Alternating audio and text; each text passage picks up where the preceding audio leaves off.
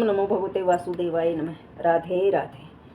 तो कृष्ण कह रहा था अर्जुन से कि भाई जन्म लेने वाले की मृत्यु निश्चित है और मरने वाले का जन्म निश्चित है, इसलिए ये जो अटल है इस विषय में तू शोक मत कर, दुखी मत हो।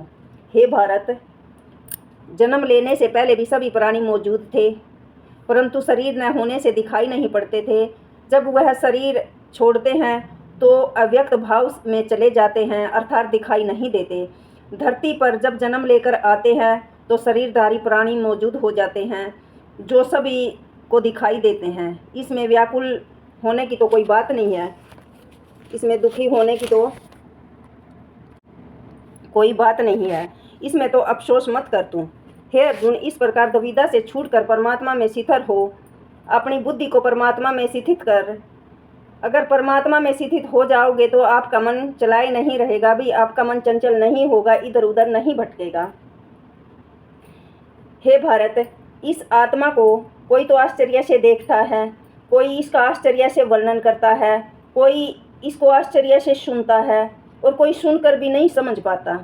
हे भारत, शरीर में रहने वाली इस आत्मा को कभी ना तो मारा जा सकता, इसलिए किसी भी प्राणी के लिए तू शोक मत कर।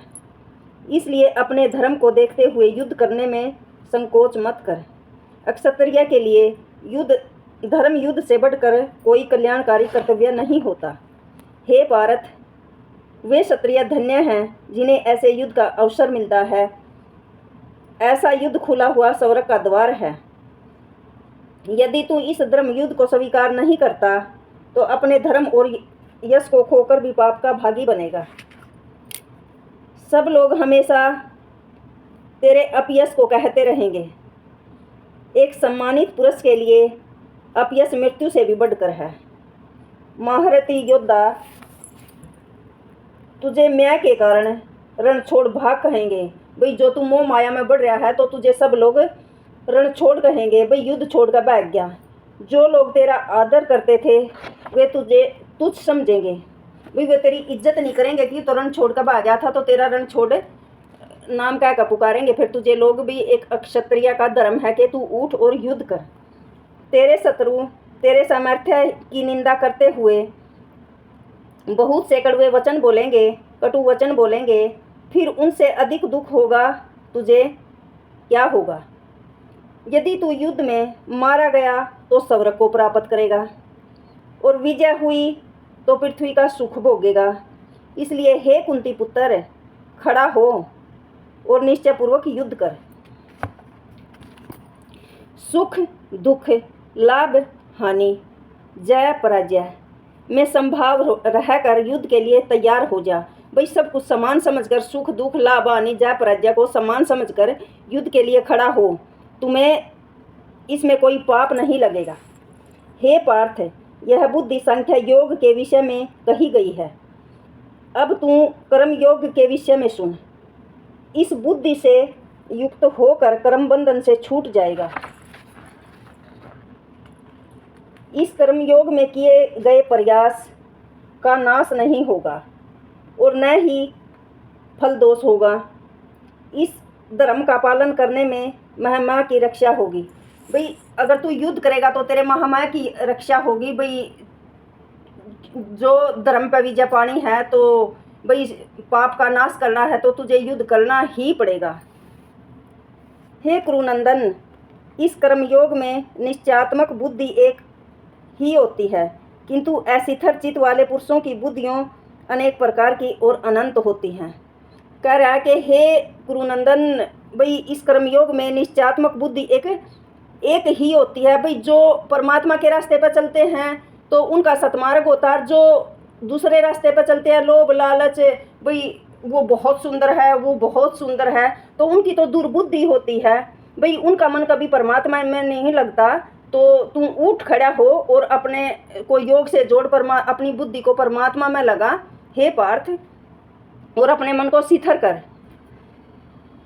हे पार्थ, अविवेकी पुरुष वेदों की पुष्प जैसी आकर्षक और दिखावटी वाणी बोलते हैं। जिनका कोई विवेक ना होता, जो दिखावटी होते हैं, तो वे वाणी तो ऐसी बोलती हैं और कहते हैं कि स्वर्ग से बढ़कर कुछ नहीं है। उनके लिए तो ये ही स्वर्ग होता है जो उसमें मद मोह अहंकार लोभ में बड़े हुए हैं।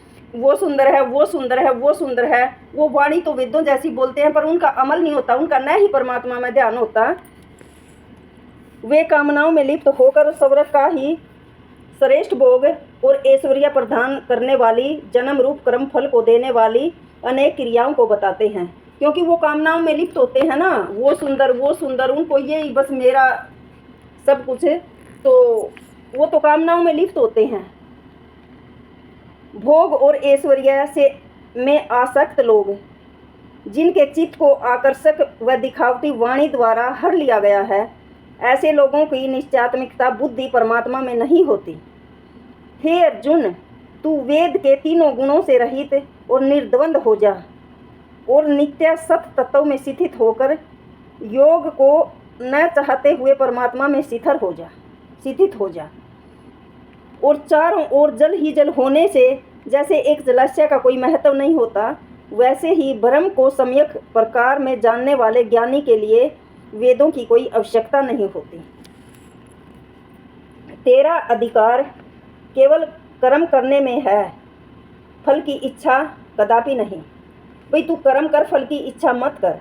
इसलिए तू कर्म फल का हेतु मत बन और कर्तव्य करने में तेरी आसक्ति न हो। हे धनंजय, तू आसक्ति को त्याग कर सिद्धि असिद्धि में सम होकर योग में स्थित हो और कर्म कर। स्वभाव में योग कहलाता है। भाई एक समान होकर युद्ध कर।